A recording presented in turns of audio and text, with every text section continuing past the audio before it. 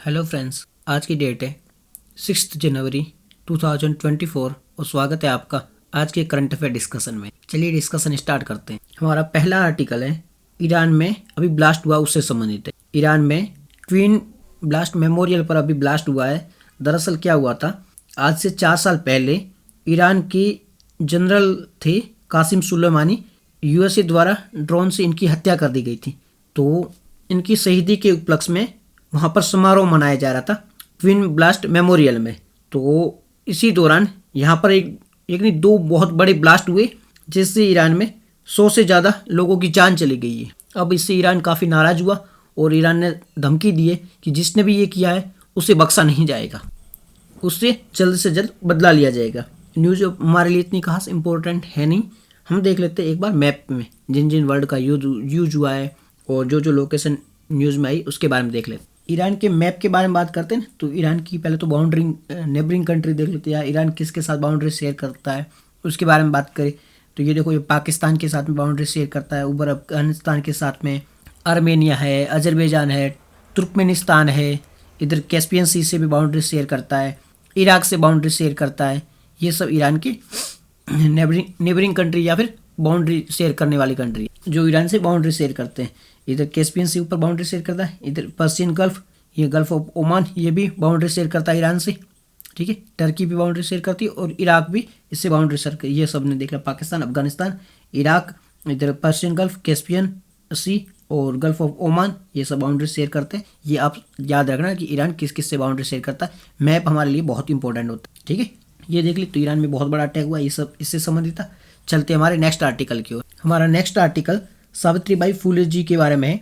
अभी सावित्रीबाई फुले जी की जयंती मनाई गई थी 3 जनवरी को, इसीलिए न्यूज़ में 3 जनवरी को सावित्रीबाई फुले जी की जन्मदिवस था और इसी दौरान इनकी जयंती सेलिब्रेट की गई थी। इससे संबंधित ये न्यूज़ में।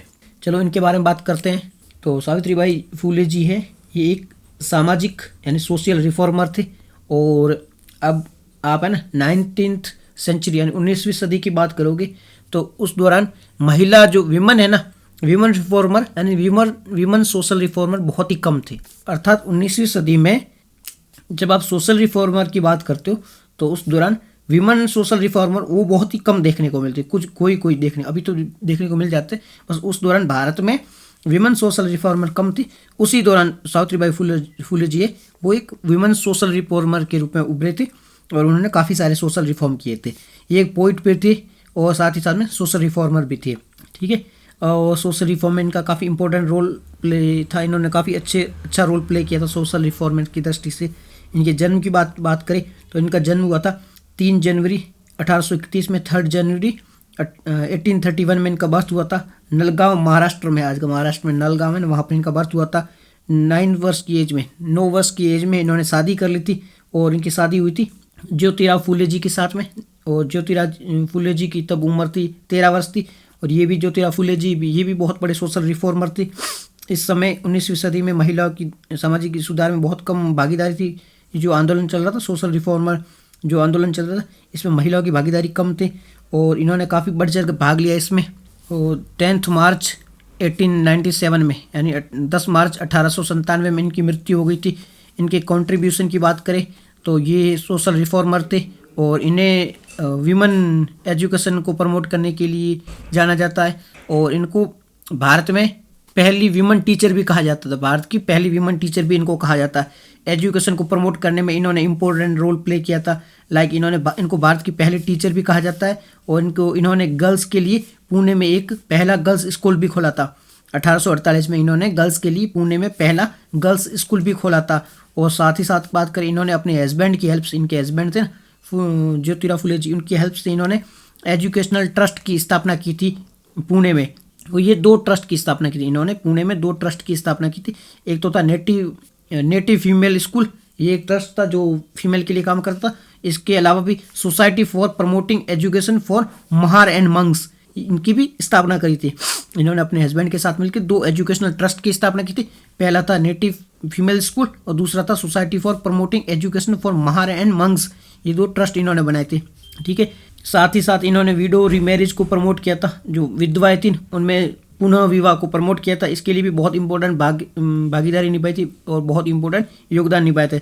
और इसके लिए इन्होंने काफ़ी कैंपेन भी चलाए थे और काफ़ी सामाजिक बहिष्कारों का सामना भी किया था। ठीक है, और साथ ही साथ करें तो बार्बर है ना, यानी नाई, बार्बर की स्ट्राइक है, उनको ऑर्गेनाइज किया था। कि क्या होता था कि जो विडो होती ना, उनको उनके पति के देहांत के बाद में जो विडो होती विधवाएं, उनके बाल काट दिए जाते थे। तो इन्होंने जो ये बार्बर स्ट्राइक थे उसको ऑर्गेनाइज किया कि कोई भी जो बार्बर है वो विधवाओं के बाल नहीं काटेगा। इस प्रकार की इन्होंने स्ट्राइक को ऑर्गेनाइज किया था। सोशल रिफॉर्म की बात करें तो इन्होंने सत्यशोधक समाज की स्थापना करी थी। आपने स्ट्रीम पढ़ा भी होगा सत्यशोधक समाज के बारे में, यूपीएससी इस पर क्वेश्चन भी पूछ चुकी है। तो इन्होंने सत्यशोधक समाज की स्थापना की थी और इसकी स्थापना इनके पति के साथ में मिलकर, जो ज्योतिराव फूले है उनके साथ मिलकर इसकी स्थापना की थी। ये जो सत्यशोधक समाज है ये कास्ट सिस्टम के खिलाफ काम करता है। जो उस टाइम में कास्ट सिस्टम अभी भी चल रहा है, इसके खिलाफ काम करता है। कोई भी छोटी बड़ी जाति नहीं, ऐसा काम करता है। साथ ही साथ में इन्होंने बेसहारा विमन होती है ना, जो महिला होती है उनको कोई सहारा नहीं होता है, इनके लिए शेल्टर खोले थे ताकि इन बेसहारा महिलाओं को शरण दी जा सके। इन्होंने अनटचेबिलिटी होती है ना, उनको उनके खिलाफ काम किया था। मतलब जो छुआछूत होती है उनके खिलाफ काम किया था, किसी भी प्रकार की छुआछूत नहीं होनी चाहिए। इन्होंने बाल हत्या प्रतिबंध के लिए गृह खोला कि बाल हत्या किसी भी प्रकार से नहीं होनी चाहिए और इस प्रकार का काम होता है उसे रोका जाना चाहिए। इन्होंने महिला सेवा मंडल की भी स्थापना की थी। ये सारी फैक्ट याद है ना, मेंस में अगर क्वेश्चन लिखना पड़ेगा आप लिख सकते हो। महिला सेवा मंडल है, इसकी भी स्थापना की थी, महिला सेवा मंडल की। और इनकी छात्रा थी, स्टूडेंट थी, जिनका नाम था मुक्ता साल्वे। ये एक महान, ये बहुत बड़ी फेमिनिस्ट बनी थी मुक्ता साल्वे जी, वो इनकी स्टूडेंट ही थी। और साहित्य के क्षेत्र में इन्होंने लिटरेचर के फील्ड में क्या योगदान दिया था, लिटरेचर की फील्ड में इनके कंट्रीब्यूशन की बात करें तो इन्होंने गो गेट एजुकेशन के नाम की एक बुक लिखी, साथ में काव्या फूले नाम की एक बुक लिखी, 52 काशी सुबोध रत्नाकर, इस प्रकार कई इंपॉर्टेंट इन्होंने रचनाएं की थी जो साहित्य के फील्ड में महत्वपूर्ण योगदान देती है। ये पूरा आर्टिकल सावित्रीबाई फूले जी से संबंधित था। चलते हमारे नेक्स्ट आर्टिकल की और हमारा नेक्स्ट आर्टिकल है वो है स्नो लियोपर्ड के बारे में है। न्यूज़ में क्यों है, किर्गिस्तान ने अभी स्नो लियोपर्ड को नेशनल सिंबल घोषित करने की बात की है। अब हम स्नो लियोपर्ड के बारे में देख लेते हैं। स्नो लियोपर्ड की बात करें तो इसका साइंटिफिक नेम है वो पैंथरा यूनिसा है। बार बार क्वेश्चन पूछा जाता है क्या साइंटिफिक नाम याद रखना जरूरी है क्या? देखो यूपीएससी कभी क्वेश्चन पूछता तो नहीं, बट थोड़ा बहुत आप देख लोगे तो बेहतर ही होगा, आइडिया आ जाएगा अगर क्वेश्चन पूछ ले तो इसका साइंटिफिक नेम है पैंथरा यूनिसा। और ये जो स्नो लियोपर्ड है ये एक इंडिकेटर स्पीसीज है। और इंडिकेटर स्पीसीज क्या होता है, देखो ये क्या टॉप का प्रीडेटर है। अगर वहाँ का सब कुछ सही चल रहा है, मतलब वहाँ का मौसम सही है, एनवायरनमेंट वगैरह सब कुछ सही चल रहा है, तो क्या होगा, इनकी जो संख्या है वो बराबर होगी। अगर इनकी संख्या बराबर है तो ये टॉप के प्रीडेटर है, ये किसी और स्पीसीज को खाते होंगे, वो किसी और को खाते होंगे, ये सही से चल रहा होगा, जो फूड वेब है, फूड चेन है, वो सही से काम कर रही होगी। अगर इनकी ये हट जाते हैं, मतलब टॉप प्रीडेटर है, ये ख़त्म हो जाते हैं, तो ये जिनको खाते हैं उनकी संख्या बढ़ जाएगी। तो ऐसे ऐसे करके इनकी संख्या बढ़ जाती है, ये पूरी फूड चेन है वो डिस्टर्ब हो जाएगी। तो अगर इनकी संख्या पर्याप्त है, अगर ये पर्याप्त मात्रा में है वहाँ पे, तो इसका मतलब है जो फूड चेन है वो प्रॉपरली काम कर रही है। तो ये एक इंडिकेटर स्पीसीज है, इंडिकेट करते हैं कि वहाँ का जो पूरा मौसम है वो सही चल रहा है, जो वहाँ का पूरा इन्वायरमेंट, पूरा फूड वेब है वो सही से काम कर रहा है। ठीक है, तो ये एक फूड चेन है। ये जो माउंटेन इकोसिस्टम होता है वहाँ के लिए ये इंडिकेट करता है, माउंटेन इकोसिस्टम है वो सही से काम कर रहा है नहीं कर रहा, उसको इंडिकेट करने का काम करता है, इसलिए इसे इंडिकेटर स्पीसीज भी कहा जाता है। और ये एक टॉप के प्रीडेटर है ना, टॉप के प्रीडेटर है, मतलब वहाँ पे उस ऊपर से सबसे ऊपर वाला लेवल होता है, वहाँ पर ये जानवरों को खाने का काम करते हैं, तो ये टॉप के प्रीडेटर है। ठीक है, ये फूड चेन में टॉप की भूमिका निभाते हैं। हैबिटेट की बात करें तो इनका हैबिटेट है माउंटेन रीजन में, हिली रीजन में ये पाए जाते हैं। ठीक है, और हिली रीजन की बात करें तो कहाँ का कौन कौन सी हिली रीजन, सेंट्रल एशिया है, इंडियन ओशियन या इंडियन सब कॉन्टिनेंट है, वहाँ पर ये पाए जाते हैं। इंडियन सब कॉन्टिनेंट और सेंट्रल एशिया में ये पाए जाते हैं। ये काफ़ी ऊंचाई पर रहते हैं और ये मोस्ट ऑफ है ना, देखोगे आप हिली रीजन्स होते हैं ना जहाँ पर स्नो पड़ता है, बर्फीला एरिया होते हैं, हिमालयन रीजन हमारा इंडिया में, वहाँ पर ये पाए जाते हैं। मोस्टली ये 12 देशों में है। कौन कौन से 12 देश हैं, आपको सारे नाम तो याद रखना, पर कुछ कुछ आइडिया रखना कि इंडिया में ये पाए जाते हैं। भूटान है, चाइना है, पाकिस्तान है, उधर वेस्टर्न कंट्री में नहीं है, यूएसए यूके वगैरह उधर कहीं नहीं पाए जाते। ये जो हमारे आसपास के देश हैं, सेंट्रल एशिया है, इंडिया सब कॉन्टिनेंट है, इंडिया, भूटान, चाइना, नेपाल, पाकिस्तान, रसिया में भी पाए जाते हैं, कजाकिस्तान, किर्गिस्तान, इन 12 कंट्री में भी पाए जाते हैं। भारत में बात करें तो भारत में हेमिस नेशनल पार्क है जो लद्दाख में, वहाँ पर सबसे ज़्यादा पाए जाते हैं। यहाँ प्रमुख रूप से स्नो लियोपर्ड पाए जाते हैं। इसके अलावा जम्मू कश्मीर है, हिमाचल प्रदेश है, उत्तराखंड है, सिक्किम है, अरुणाचल प्रदेश है, यहाँ पर भी इनकी संख्या देखने को मिलती है। तो ये चीज़ याद रखना कि ये ऊपरी हिली रीजन में और माउंटेन एरिया जहाँ पर स्नो पड़ती है वहाँ पर ये पाए जाते हैं। इनके IUCN स्टेटस की बात करें तो ये वनरेबल होते हैं। IUCN में ये वनरेबल कैटेगरी में आते हैं। वाइल्ड लाइफ प्रोटेक्शन एक्ट की बात करें तो शेड्यूल 1 में आते हैं, साइट्स की अपेंडिक्स 1 में आते हैं और ये CMS में भी ये लिस्टेड है। ठीक है, अब इनके कंजर्वेशन के लिए क्या कुछ मेजर किया गया है, कंजर्वेशन के लिए कुछ काम किया गया है क्या? तो हाँ, इसी कंजर्वेशन के लिए भी बहुत सारी काम किए गए, जैसे कि इनके लिए प्रोजेक्ट स्नो लियोपर्ड चलाया गया है। ठीक है ना, इनके लिए प्रोजेक्ट स्नो लियोपर्ड चलाया गया जिसे 2009 में जिसे लॉन्च किया गया था, जो स्नो लियोपर्ड के लिए काम करता है, स्नो लियोपर्ड को बचाने का काम करता है, साथ ही साथ में इसे जो नेशनल पार्क है ना उसे बचाने का काम करता है, साथ ही साथ में इसी स्नो लियोपर्ड को भी बचाने का कार्य करता है।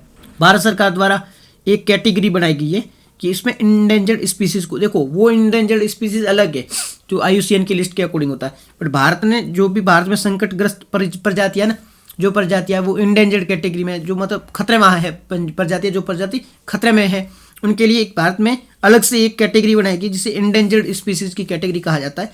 उसमें उन स्पीसीज को रखा जाता है जो रियल में भारत की दृष्टि से जो खतरे में हो उनको रखा जाता है। ये जो स्नो लियोपर्ड है ना उसको भी भारत की जो कैटेगरी है ना इंडेंजर्ड की कैटेगरी उसमें शामिल किया गया है। IUCN की इंडेंजर्ड कैटेगरी अलग है। ये IUCN की लिस्ट से देखोगे तो ये वनरेबल में आता है स्नो लियोपर्ड, पर भारत में भी एक अलग से क्रिटिकल इंडेंजर्ड स्पीसीज की कैटेगरी बनाई गई है, वहां पर ये क्रिटिकल इंडेंजर्ड की लिस्ट है उसमें शामिल किया गया। भारत की बात कर रहे हैं हम, IUCN की नहीं, तो उसमें शामिल किया गया है, स्नो लियोपर्ड उसमें शामिल है। ठीक है ना, इन्वायरमेंट मिनिस्ट्री द्वारा ये लिस्ट बनाई गई है। और कौन सी एक क्रिटिकल इंडेंजर्ड स्पीसीज की लिस्ट है वो इन्वायरमेंट मिनिस्ट्री द्वारा बनाई गई है। ठीक है, ये चीज़ समझ में आ गई। और इसके अलावा भी UNDP और GEF द्वारा एक प्रोग्राम चलाया जा रहा है, सिक्योर हिमालयन रीजन जो भी है ना उसको सिक्योर करने के लिए UNDP और GEF द्वारा एक प्रोग्राम चलाया जा रहा है। वहाँ पर भी पूरे हिमालयन रीजन है उसको सुरक्षित रखने की बात की गई है और इसमें स्नो लियोपर्ड की भी बात है कि इसको भी सिक्योर रखा जाएगा। तो ये भी प्रोजेक्ट चला रहा है। इसको घोस्ट ऑफ माउंटेन भी कहा जाता है, बिकॉज ये कभी कभी देखने को मिलता है, ह्यूमन बीइंग को तो बहुत कम देखने को मिलता है, इसलिए घोस्ट ऑफ माउंटेन भी कहा जाता है किसको, स्नो लियोपर्ड को। अब GSLEP के बारे में बात करते तो ये इंडिया GSLEP का पार्ट है। दरअसल GSLEP क्या है, ये एक ऐसा ग्रुप है जिसमें क्या होता है स्नो लियोपर्ड को बचाने के लिए जो 12 कंट्री जहाँ स्नो लियोपर्ड पाया जाता है वो सारे देश साथ में आए और इस प्रकार का एक ग्रुप बनाया गया जिससे 2013 में बनाया गया था। ये बिस्केक डिक्लेरेशन के बारे में आप सभी ने सुना होगा, तो इसी बिस्केक डिक्लेरेशन के माध्यम से बनाया गया था। इसमें 12 देश है, भारत भी इसमें शामिल है। 12 देश, ये किर्गिस्तान, कजाकिस्तान, रसिया है, पाकिस्तान वगैरह, ये सारे देश है जहाँ पर स्नो लियोपर्ड पाया जाता है। ये 12 देश साथ में आए और GSLEP एक ऐसा संगठन बनाया जिसमें स्नो लियोपर्ड पर टारगेट किया जाएगा, किसी भी प्रकार के स्नो लियोपर्ड को बचाना है। ठीक है, 2013 बनाया गया था बिस्केक डिक्लेरेशन के माध्यम से। इसका हेडक्वार्टर कहाँ है, तो इसका हेडक्वार्टर बिस्केक किर्गिस्तान में है। किर्गिस्तान के बारे में आप सब जानते हो, जिसकी बिस्केक है ना, वहाँ पर ये इसका हेडक्वार्टर है GSLEP के बारे में।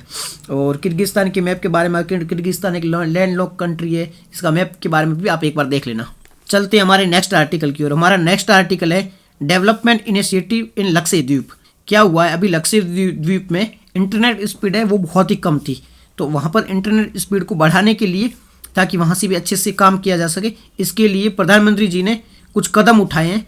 और कदम में क्या उठाई, वहाँ पर सबमरीन ऑप्टिकल फाइबर बिछाए जा रहे हैं ताकि स्पीड को बढ़ाया जा सके।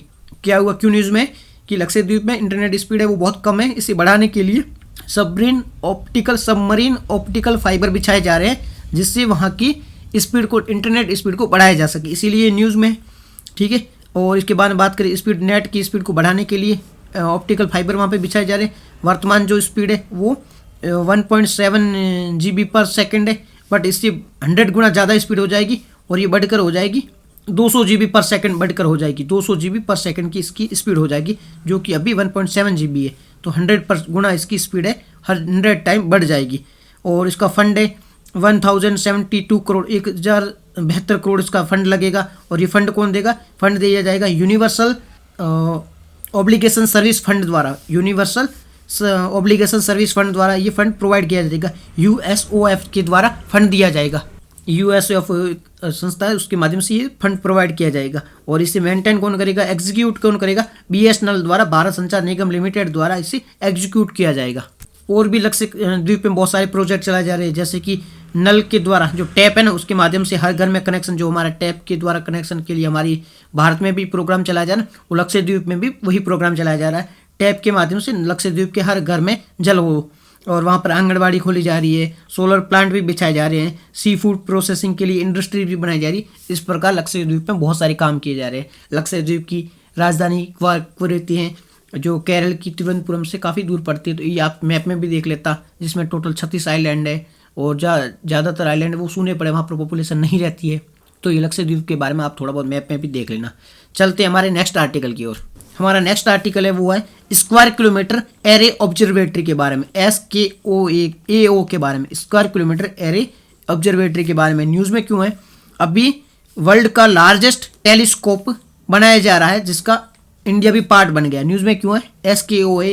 SKAO है, ये वर्ल्ड की लार्जेस्ट टेलीस्कोप है जिसे बनाया जा रहा है। अब इंडिया भी इसका पार्ट बन गया है, अर्थात भारत के साइंटिस्ट भी है वो इसमें जाके शामिल होंगे और इसमें काम करेंगे। इसके बारे में बात करें SKAO square kilometre array observatory की, तो इसकी स्थापना 2021 में 2021 में की गई थी। ये एक इंटर गवर्नमेंटल ऑर्गेनाइजेशन के रूप में इसे स्थापित किया गया था। बहुत सारी गवर्नमेंट साथ में आई और इंटर गवर्नमेंटल ऑर्गेनाइजेशन के रूप में इसकी स्थापना की गई है। इसमें बहुत सारी अलग अलग कंट्री शामिल है, भारत भी अब इसका पार्ट बन चुका है। और इसे स्थापित कहाँ किया जा रहा है? इसे स्थापित किया जा रहा है ऑस्ट्रेलिया और साउथ अफ्रीका में। दरअसल क्या हुआ, बहुत सारी टेलीस्कोप लगाई जाएगी जिसके माध्यम से जो भी हमारे ब्रह्मांड में सोलर वो भी प्लांट वगैरह है, सोलर सिस्टम है पूरा, उसका अध्ययन किया जाएगा। इसमें बहुत बड़ी बड़ी ये लगाई जाएगी टेलीस्कोप, जिसके माध्यम से यहाँ से देखा जाएगा वहाँ किस प्रकार के वातावरण है, सारी जांच की जाएगी, सारा ट्राई किया जाएगा वहाँ पे क्या क्या चल रहा है, ब्लैक होल वगैरह है ना, उसके बारे में देखा जाएगा। तो ये एक बहुत बड़ी टेलीस्कोप लगा जाएगी जिसमें हज़ारों टेलीस्कोप लगी होगी। यहाँ देखो कभी यहाँ पर हज़ारों टेलीस्कोप लगी होगी जिसमें ब्रह्मांड का अध्ययन किया जाएगा, हमारा पूरा यूनिवर्स है जिसका अध्ययन करने में ये हेल्प करेगी। इसका हेडक्वार्टर कहाँ है? स्क्वायर किलोमीटर एरे ऑब्जर्वेटरी का इसका जो हेडक्वार्टर है वो UK यानी यूनाइटेड किंगडम में है। ठीक है, भारत की ओर से आर्यभट्ट इंस्टीट्यूट इसमें भाग लेगा। भारत की ओर से एक और इंस्टीट्यूट है, उसके अलावा आर्यभट्ट इंस्टीट्यूट है, वो इसमें भाग लेगा। इसके साइंटिस्ट वहाँ जाकर काम करेंगे किस प्रकार से भारत भी इसमें भागीदारी निभा सकता है। काम क्या करेगा? ये यूनिवर्स का अध्ययन करेगा, साथ ही साथ मिल्की वे है, ह्यूमन ओरिजिन कैसे हुआ था, ब्रह्मांड का ओरिजिन कैसे हुआ था, ठीक है, यूनिवर्स की उत्पत्ति कैसी हुई थी, इन सब के बारे में ये जानकारी प्राप्त करने की कोशिश करेगा। तो ये पूरा स्क्वायर किलोमीटर एरे ऑब्जर्वेटरी के बारे में था। चलते हमारे नेक्स्ट आर्टिकल की ओर। हमारा नेक्स्ट आर्टिकल है वन नेशन वन पास के बारे में। न्यूज़ में क्यों है? देखो बॉम्बू, टिम्बर वगैरह ये अलग अलग प्रकार के जो पेड़ पौधे होते हैं इनका क्या ट्रांसफ़र करना होता है, ट्रांजिट करना, तो एक राज्य से दूसरे राज्य में ट्रांजिट करना होता है। इसके लिए क्या होता है, एक अलग पास की आवश्यकता होती और हर राज्य द्वारा अलग अलग पहले पास दिए जाते थे। अब क्या किया है, मिनिस्ट्री ऑफ इन्वायरमेंट ने क्या किया है, घोषणा करी है कि अब जो भी इस प्रकार का ट्रांजिशन करना है, ट्रांसफ़र करना है, एक राज्य से दूसरे राज्य में भेजना है, तो उसके लिए अलग अलग राज्यों द्वारा पास की आवश्यकता नहीं, पूरा हर राज्य में एक पास दिया जाएगा और उसके माध्यम से किसी भी राज्य में आप इसको ट्रांजिट कर सकते हो, एक राज्य से दूसरे राज्य में इजीली भेज सकते हो। तो एक राज्य एक राष्ट्र एक पास के लिए ये घोषणा की है। इसके बारे में बात करें तो इसकी हेल्प से क्या होगा, सीमलेस ट्रांजिशन होगा कि इन्वायरमेंट मिनिस्ट्री द्वारा घोषणा की गई ना, इसे लॉन्च किया गया इन्वायरमेंट मिनिस्ट्री द्वारा, तो इससे सीमलेस ट्रांजिशन होगा ताकि बार बार अलग अलग राज्यों द्वारा पास नहीं लेने पड़ेंगे, आसानी से इसका ट्रांजिशन हो जाएगा। तो इसे लॉन्च इन्वायरमेंट मिनिस्ट्री द्वारा हमने देख लिया है। हर राज्य पहले अलग अलग पास होता था, बट अब एक ही पास होगा जिसके माध्यम से आसानी से ट्रांजिशन हो सकता है। इससे ईज ऑफ डूइंग बिजनेस है वो भी प्रमोट होगा, वो बिजनेस करना आसान हो जाएगा, बिकॉज कि पहले अलग अलग राज्य देते थे तो जिससे काफ़ी झंझटमारियाँ होती थी, काफ़ी सारे पास लेने पड़ते थे, काफ़ी सारी परमिशंस लेनी पड़ती थी, ऑनलाइन सारा मैकेनिज्म था नहीं, ट्रांसपेरेंसी की कमी थी। अब ऑनलाइन मैकेनिज्म है, ट्रांसपेरेंसी है, तो इससे लेना ईजी हो जाएगा। और इसका जो NOC सर्टिफिकेट लेना होता है, नॉन ऑब्लिगेशन सर्टिफिकेट, वो भी आप ऑनलाइन ले सकते हो, तो इजी सर्टिफिकेट लेना भी आसान हो जाएगा, जिससे ट्रांसपेरेंसी भी बढ़ेगी। और ई पेमेंट शामिल किया, आपको अगर पेमेंट करना है ट्रांजिशन लेने के लिए, पास लेने के लिए, तो आप ई पेमेंट भी कर सकते हो, ऑनलाइन पेमेंट भी कर सकते हो। ठीक है, इससे क्रॉस बॉर्डर आसान होगा, परमिट में जो टाइम लगेगा वो कम लगेगा, कोस्ट टाइम कम लगेगा, ease of doing business promote होगा, ट्रांसपेरेंसी होगी, तो कई सारे इसके फायदे भी है। आर्टिकल इससे संबंधित था। अब कुछ क्वेश्चन दिए हुए हैं वो आप देख लेना। तो आज की डिस्कशन में इतना ही था। Thank you very much for discussion.